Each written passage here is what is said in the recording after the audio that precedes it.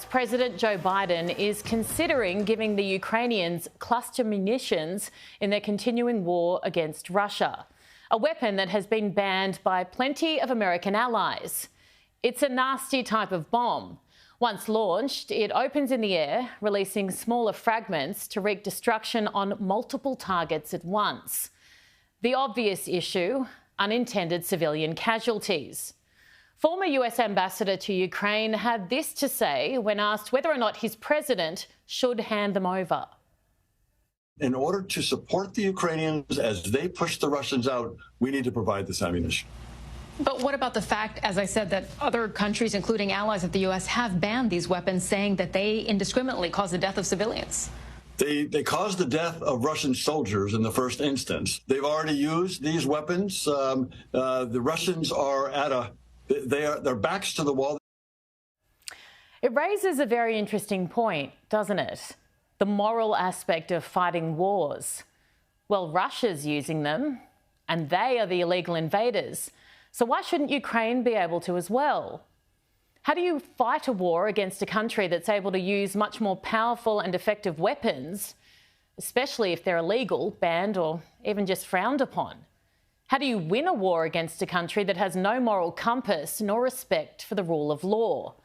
The simple answer is, in a lot of cases, you can't.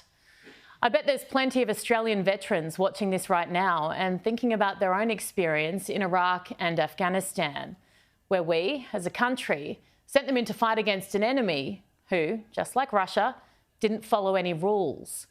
The Taliban used the dirtiest of tactics, sacrificed their own people without a second thought, let alone the lives of those they sought to kill. Yet, we expected and demanded our soldiers follow the letter of the law. I've spoken about war crimes a lot on this show, and I've made it very clear that we can't condone them, from ourselves as well as from our enemies. My beautiful late dad, and I've read this out to you a couple of times now, former Senator and Major General Jim Molan, said, being a commanding general is an awesome responsibility. We stand for the rule of law, or we stand for nothing. But let me tell you, he also understood, almost better than anyone else, how challenging that was. I wrote my newspaper column today explaining why we need to fight for Ukraine now more than ever. Last month, air raid sirens woke a mother and her 8-year-old daughter. Though in a war zone, it's hard to imagine either were sleeping that well. They were in Kiev, the capital, and they panicked, as you'd imagine. They left their home and ran through the streets towards a bomb shelter just down the road. It was under a clinic. And now imagine, if you can, their attempts to get in and the despair of realising the door was locked. Both were found dead outside. Just last week, a weeping father stood over the coffin of his 14-year-old twins. Anna and Yulia were both wearing white wedding dresses, a tradition in Ukraine when young women die. They weren't women, they were kids.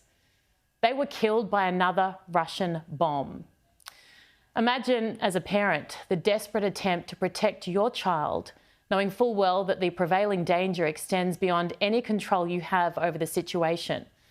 The fear, the horror, trying to shield that from a child who has already seen so much pain, death, and destruction. I can't imagine. I get upset thinking about my 5-year-old daughter feeling a little bit anxious about a preschool drop-off, or that another kid at school might say something mean, or that she might miss me when she's safe and tucked up in bed at her dad's place.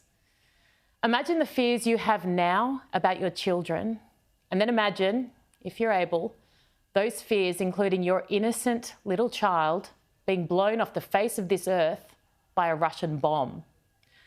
Tomorrow clocks up 500 days since the invasion.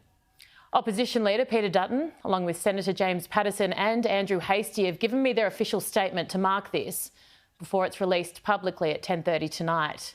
In part it reads, the latest Australian support package, announced last month, falls a long way short of Ukraine's requests for additional military capability, including Bushmasters, Hawkeyes, Abrams tanks and demining equipment. They go on to say Australia must not fatigue in our efforts to continue support for Ukraine, and they are right. Europe might seem very far away, but our world is increasingly small. We are now connected in ways that would have been unimaginable even, say, 20 years ago. Cyber threats make distance and borders almost completely redundant. We've already been victim to countless Russian cyber attacks, and it's just a start. We shouldn't be piling into Ukraine because we are good people. That's just a bonus. We should be piling in because we have just as much to lose as they do. Strategically, this matters.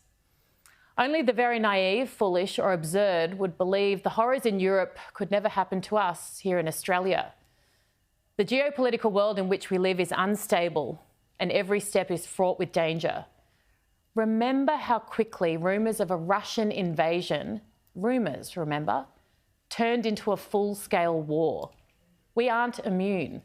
The Chinese Communist government is becoming increasingly bolshy, with no consistent evidence that they respect our sovereignty or governance, and that, my friends, is putting it politely. They are reputedly placing bounties on the heads of our citizens. The strength of the world's opposition to the invasion of Ukraine must be part of any potential deterrent to China to attack or indeed invade Taiwan, territory much more in our own backyard. Weakness on any level is opportunity. We have a sad history of involvement in wars that we should never have been a part of. And many everyday Australians are still paying an enormous price for those ill-advised decisions. We lament their experience, absolutely. We learn from it, yes. But let's not let that deter us from doing what we must in the wars that we should.